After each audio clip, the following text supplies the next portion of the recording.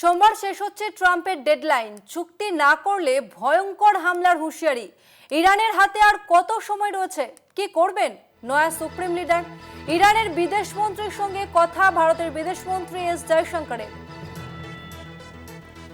Newsroom থেকে সরাসরি রয়েছে আমাদের প্রতিনিধি নিমাই পান্ডা। নিমাইদা, ভারতীয় সময় অনুসারে ট্রাম্পের ডেডলাইন কখন শেষ হচ্ছে?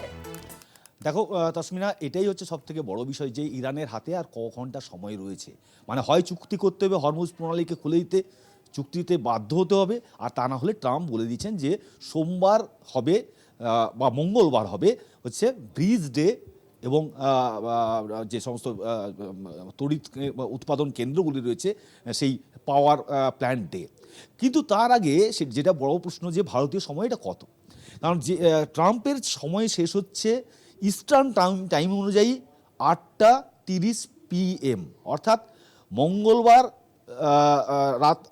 সোমবার রাত 8:30 PM হচ্ছে ইস্টার্ন টাইমে, যে জিএমটি অনুযায়ী হচ্ছে 00, এবং ইরানের সময় অনুযায়ী, ইরানের স্থানীয় সময় অনুযায়ী হচ্ছে মঙ্গলবার রাত, অর্থাৎ মঙ্গলবার রাত 12টার পরে যে বুধবার শুরু হয়ে যাচ্ছে তার 3:30 AM। অর্থাৎ মঙ্গলবার রাত যদি 3:30 বলা হয়, বা বুধবারের যে 3:30 ভোর রাত যেটা, সেই সময়। আর ভারতীয় সময় হচ্ছে বুধবারের ভোর রাত 5:30 AM, অর্থাৎ বুধবার ভোর হওয়ার কিছুক্ষণ আগে এই সময়।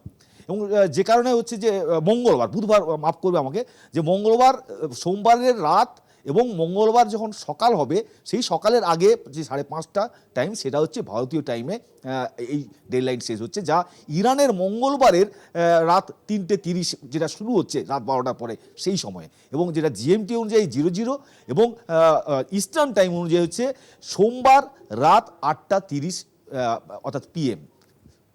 এবং শুধু তাই নয়, তোমাকে জানিয়ে রাখি যে যদি এখনও ডোনাল্ড ট্রাম্প আশা করছেন যে এর আগেই চুক্তি হবে এবং এই মারাত্মক হামলা হয়তো আটকানো যাবে, কিন্তু যদি হামলা শুরু হয় সেক্ষেত্রে ইরান কীভাবে তা প্রতিরোধ করবে বা পাল্টা হামলা করবে বা তা কীভাবে যুদ্ধ করবে, সেটা অবশ্যই দেখার বিষয়। এবং নতুন যিনি ইরানের সর্বোচ্চ নেতা অর্থাৎ মোস্তফা খামেনি, তিনি কি করেন, IRGC তারা কতটা যুদ্ধে কি করতে পারে।